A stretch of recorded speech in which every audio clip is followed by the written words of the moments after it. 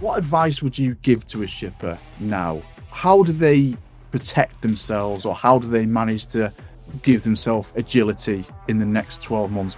Again, the more you know, the better equipped you are to win that game when negotiating. It's big news on a global scale, on a global economic scale, on a consumer scale. It's big news generally, isn't it?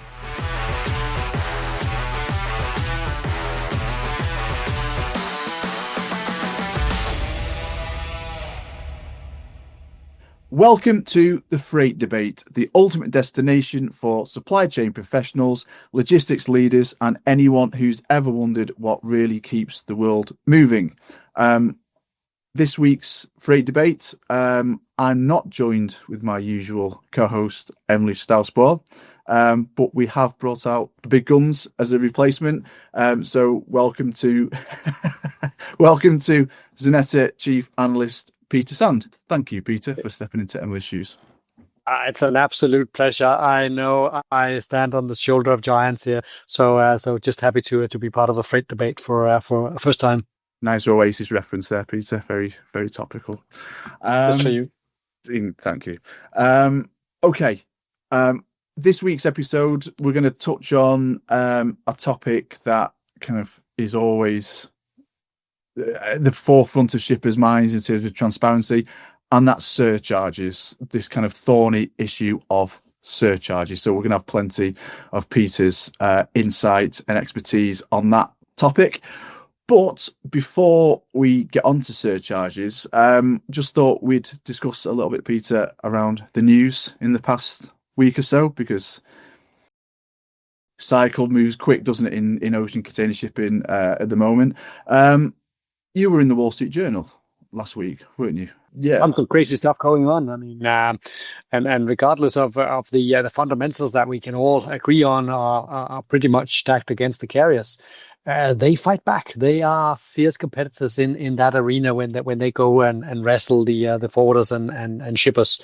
So we saw the high end of the market, or how we phrase it at Xeneta, the mid high going up on Transpac rates from Far East into US East Coast and West Coast, and we may actually see some of that low end of the market also catching up. Time will tell, but it seems as if carriers had enough of sliding rates, at least for now, on the Transpac. So they put up a decent fight, and that's a special one for the Transpac. And Wall Street Journal, as we did, also found that relevant to convey to American shippers.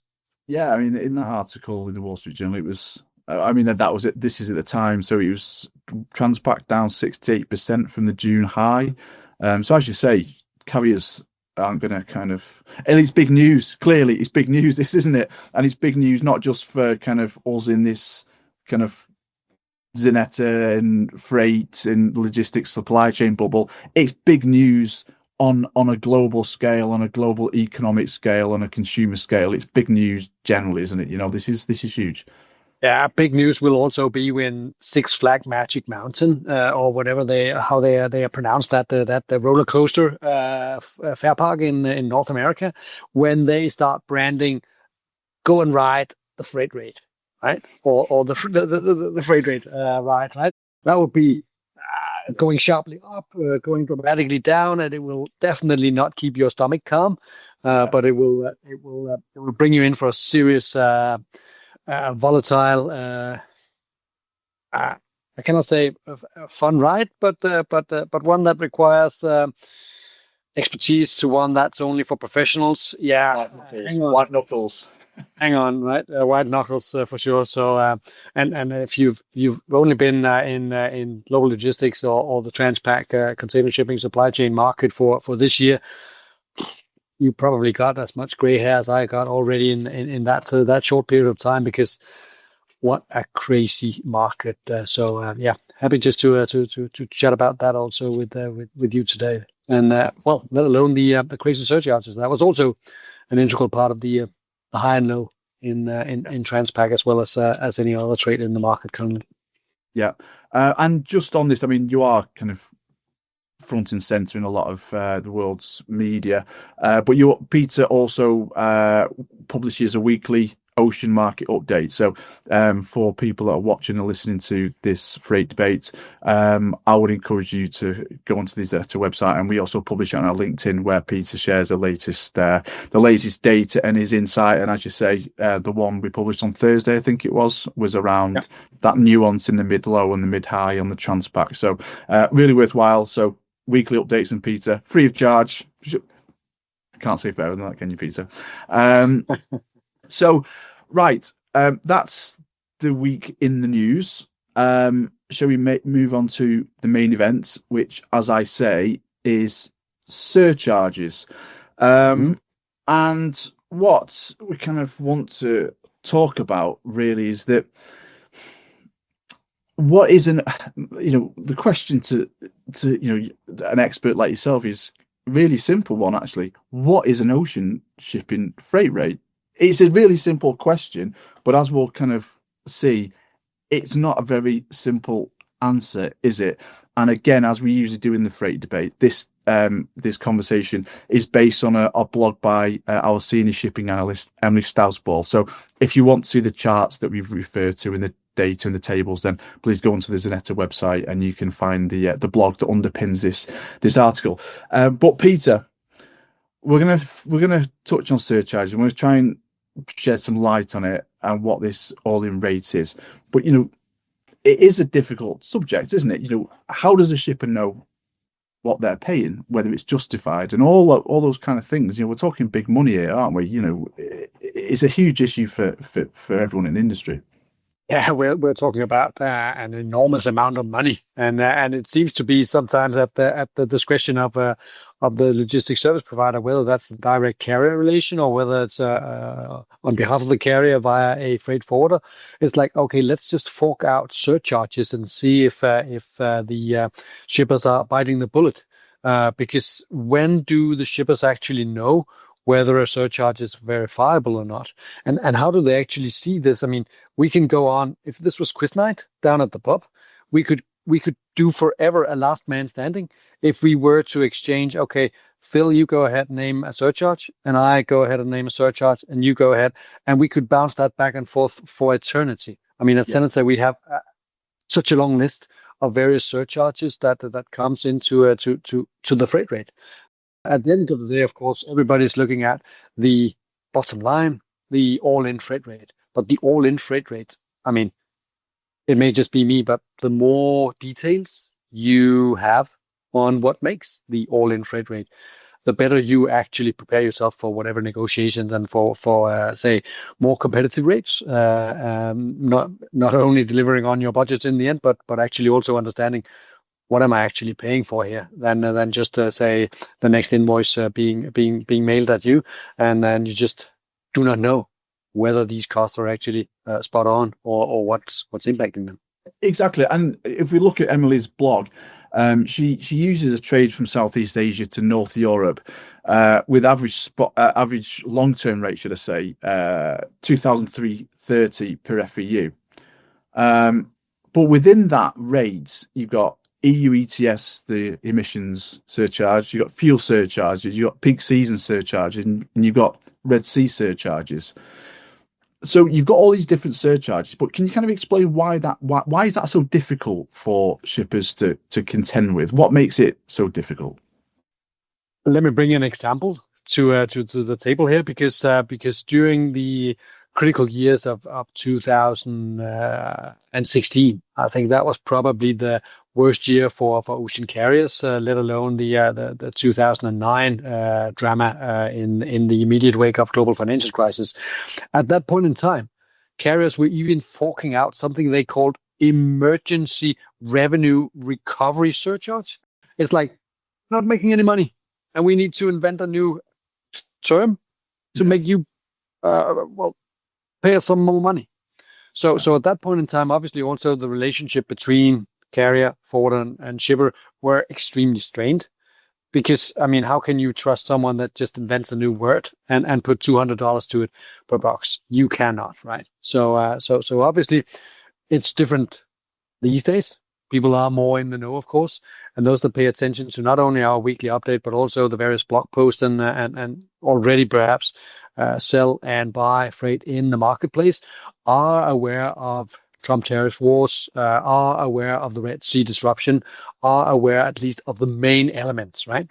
So as long as you at least are in the know of those, you're not completely left out in this negotiation or this conversation. I would say, if it's a good relationship with your service provider that you will have every month or every quarter, just to set the line straight.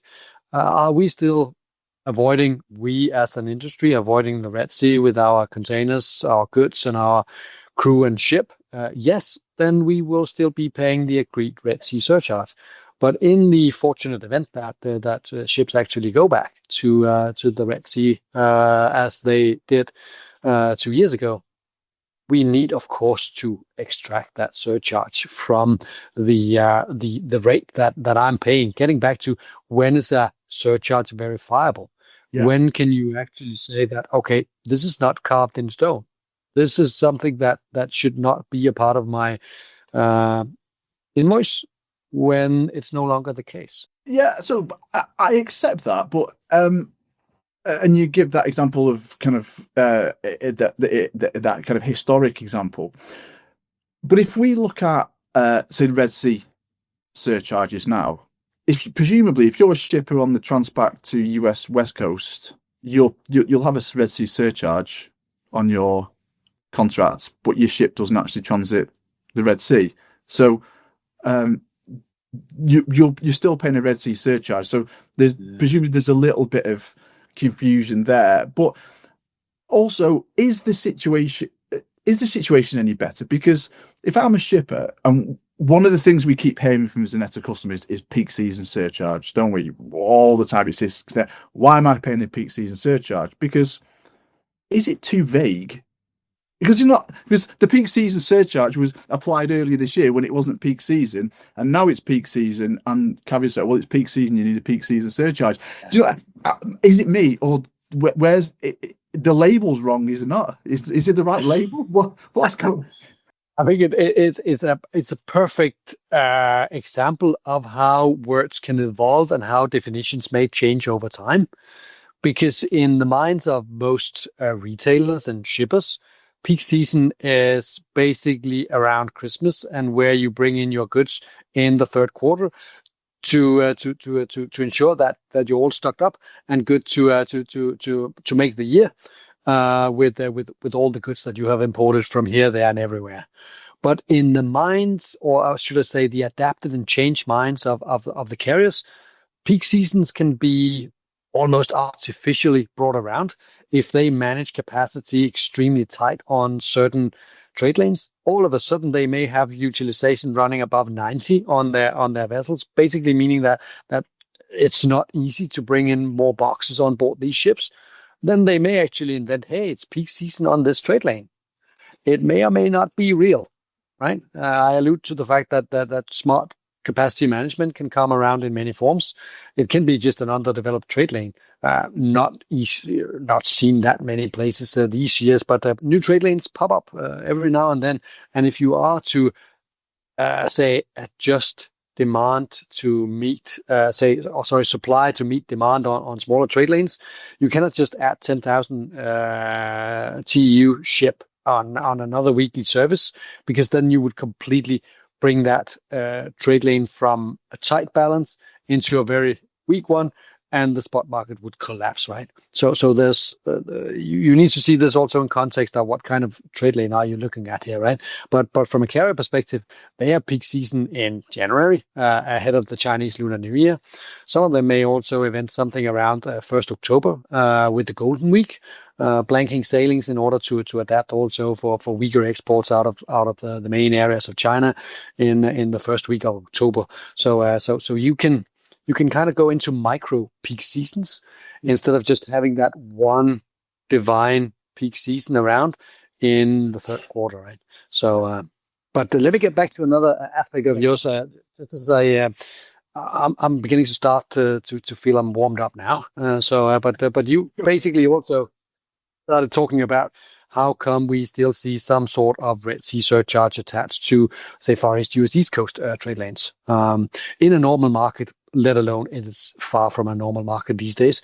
But you have something like every 2 out of 5 services going from Asia to US East Coast would go via the Suez Canal, right? And the other 3 via Panama Canal, right? So there's also this ongoing knock-on effect from when there's a tightness in the market, in this case due to the Red Sea disruption. There are some services directly impacted, right? Middle East to Mediterranean, absolutely the worst one hit, right? To a less extent, Asia to US East Coast, for instance. So you still see some knock-on effect, maybe explicitly a Red Sea surcharge on a trade lane like this, regardless of the fact that 3 out of 5 services run through Panama. You don't know as a shipper unless you pinpoint, I want to be on a service that goes via Panama Canal, and I'm not going to pay peak season surcharge or Red Sea surcharge if I'm going through Panama. You may just end up paying a Panama surcharge on top of that instead. So in the end, right, it may just be the same. But the point I wanted to make is that there are in the making now and towards the end of the year and going into 2026, of course, clear development in the market that the tightness in the market came about due to the Red Sea disruption is only going to show up in those trade lanes directly impacted and those services directly disrupted, right?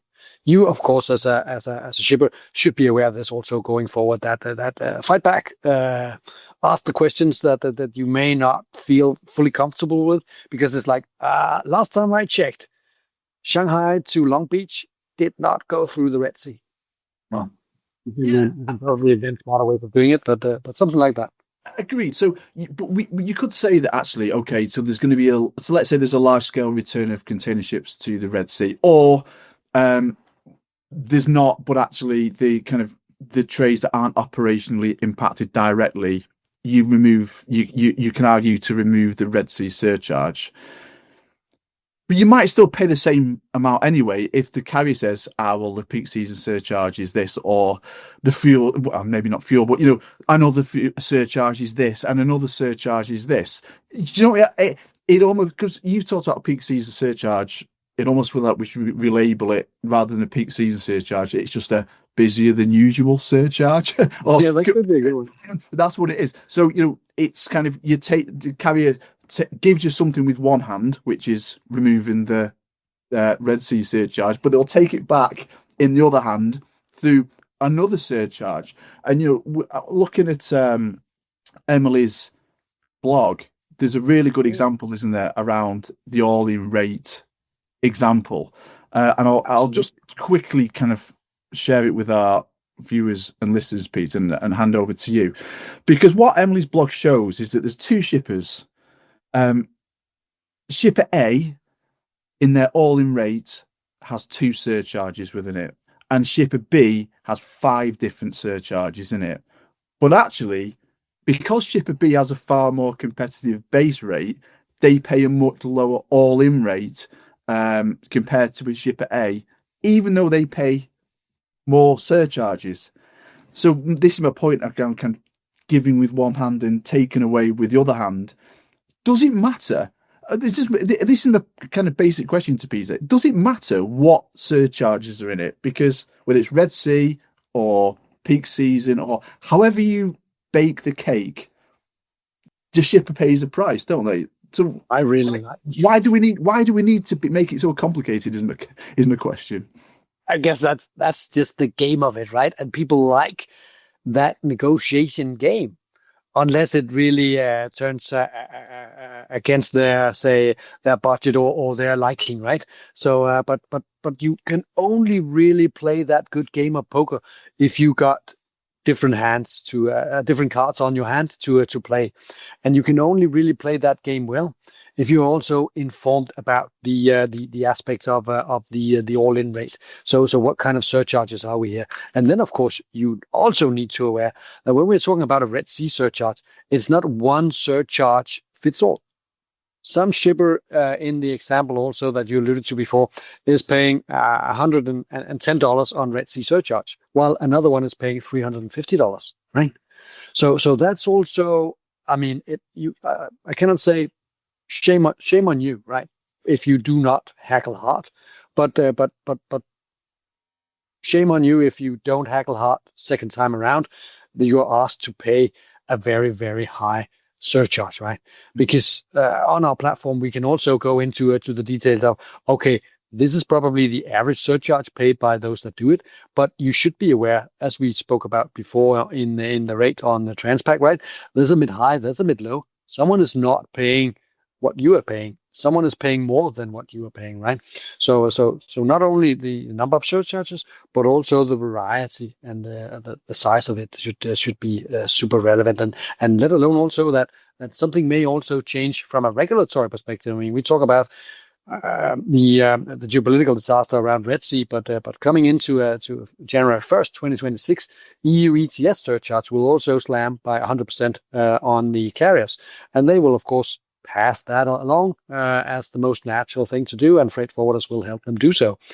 So you need also to understand if an ECS surcharge is going up, it's not only because your carrier all of a sudden is burning more fuel, but also due to that gradual implementation. Yeah. Again, the more you know, the better equipped you are to win that game when negotiating. Yeah, and we should be clear, I suppose. There's kind of two different types of surcharge. So a fuel surcharge, that should just be that should be easier, should it not, for a shipper? But I presume it's easier to quantify how much fuel a ship burns compared to how much less efficient our global fleet is because of Red Sea diversions, presumably. But do you know how many carriers are actually revealing those numbers in great details? Yeah, and they do so for various good reasons and various bad reasons, right? So it's all about the one different carrier, another different methodology in terms of finding the right amount for adjusting the bunker adjustment factor, right? So it's of course it does depend. If you have an old rust bucket of a container ship carrying 5,000 containers on a main lane from Asia to Med, for instance, that's going to burn a lot of fuel, right? But will you then penalize those shippers that have containers on board that ship? No, that's not how it operates, right? It's the greater average of it all, right? So you will even that out, making them pay less than they would probably do if it was all very metrically calculated and estimated just to the dime. So it evens out. So you better also learn about the differences in terms of bunker adjustment factors from the various from one carrier to the next, because it's not an accurate science. I cannot say it's all really smart and intelligent, but at least there's rationale behind it, and you may just end up saying that, okay, I really do not understand how you adjust that bunker factor, but I'm only going to pay 50% of it, right? So start the negotiation, be as inventive, right? Obviously, they again seek to make it verifiable. Then it probably, and that's the job that the company, the person who's selling freight, should carry out. But the one that's buying freight should obviously just negotiate and say, okay, I may not be able to see all of that, or we can adjust here and there. So brilliant times ahead every single day that you go into, either adjusting those surcharges or do your next tendering, right? Yeah, so we're going to end this podcast with just a little bit of kind of insight and advice from yourself in terms of the next tender period. But just before we do that, I'd like to kind of ask you this, because we've framed these surcharges in this freight debate episode. We frame surcharges in a negative way. It's another cost for shippers. It's another cost for shippers. Here's another cost and another cost and another cost and another cost. But we could also say that they're actually beneficial for shippers as well. They bring transparency. Yeah, but also if you don't have a surcharge in your all-in rate, you can't remove it. It has to be there to remove it, right? So if you don't have a Red Sea surcharge, you can't remove a Red Sea surcharge. If you don't have a peak season surcharge, you can't remove it. So is there something there that maybe a surcharge is, I won't go as far as say, a shipper's best friend, but there's a clear benefit to it, surely. Yeah, and again, the more you know about it, the better you can also use it in your own favor, right? So understand the game, understand how it's structured, and don't be afraid to embrace those surcharges. But of course, don't just embrace it when they're record high and when they do your job, but embrace them in the way that you finally explain here, because you can then break down your costs, and you can see what is it that I'm actually paying for here. I mean, there's also various the tension and demurrage parts of a contract that comes into play, right? So there are operational aspects where you may be in possession of the container for a given number of days before the carrier makes you pay for it, right? So all of that, I mean, again, shame on you if you don't get it. So practice makes perfect, and the whole game of surcharges, can bring opportunities around also for shippers. So it's not all negative for sure. Yeah. So I'd say let's kind of round off this episode because it's really interesting, isn't it?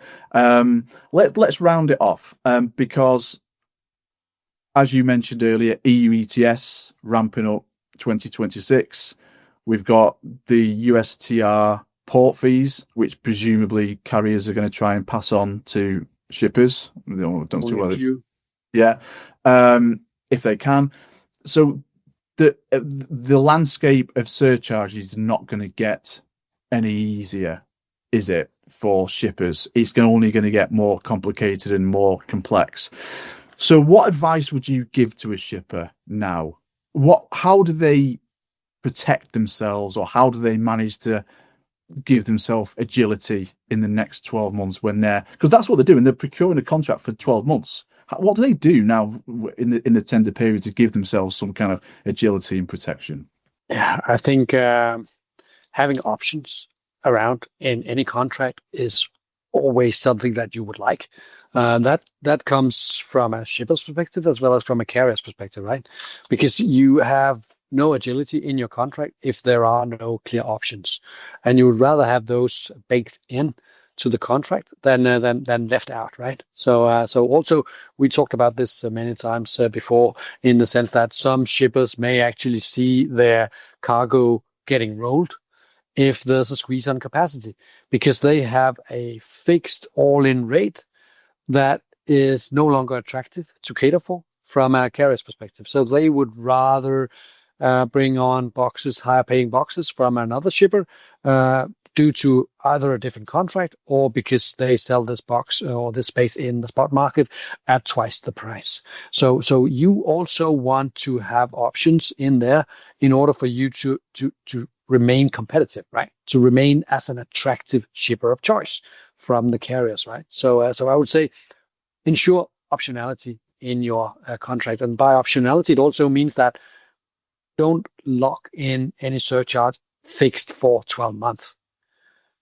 Unless you get like a very, very low rate that is like ridiculously low. So you cannot say nay to something like that. But trust me, it will never happen. Christmas only comes once a year.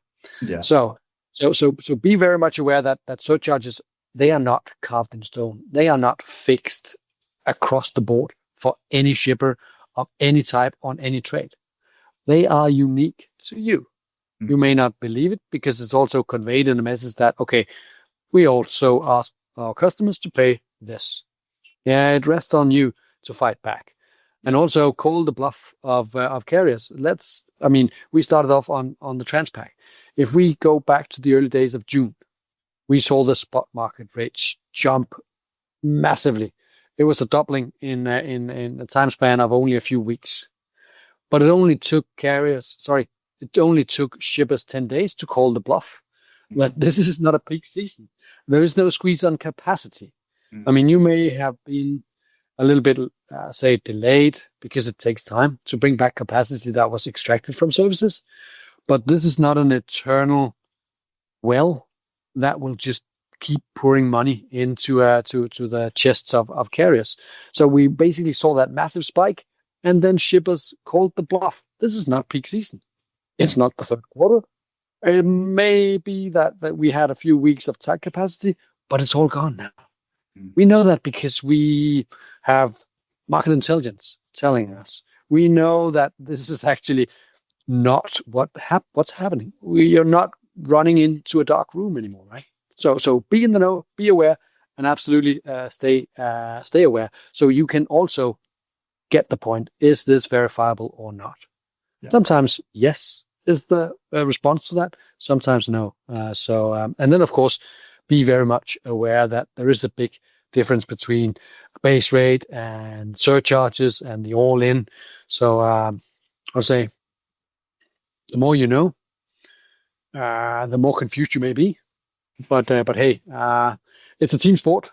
Also, procuring, selling, and buying freight. So bring in the right people, multiple industry veterans around, multiple persons around that knows the in and outs of this, and it's a mind game more than anything. Sometimes also when you see rates all of a sudden shooting up, and you say, hey, this is not what the fundamentals are telling me, and this is probably not how the short-term indicators stack up either.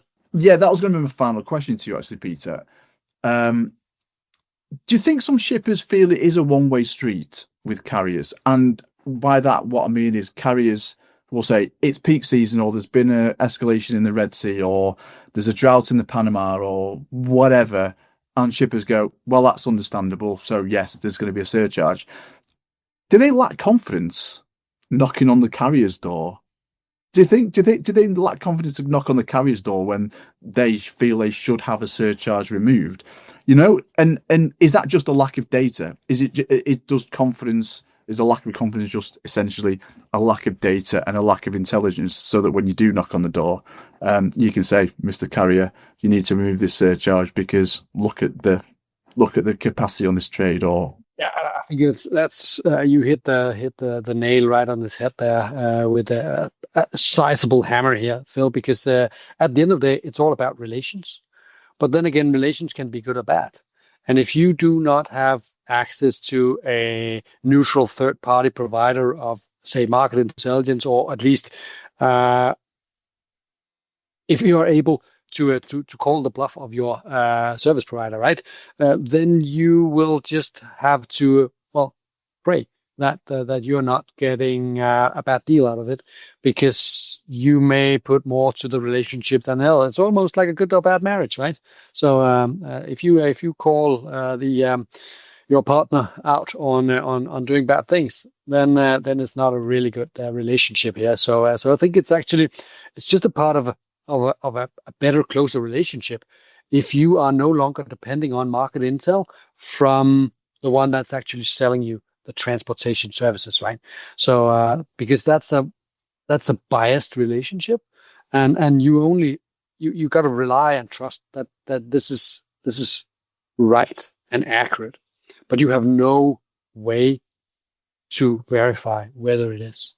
So you get to a much better conversation, and you also have a much better chance of, we're talking about something that looks like a one-on-one relationship here, but often you have let's say one shipper working with multiple service providers, right? It can be direct carriers, it can be direct forwarders, and you need to know in order to have a good relationship with all of them.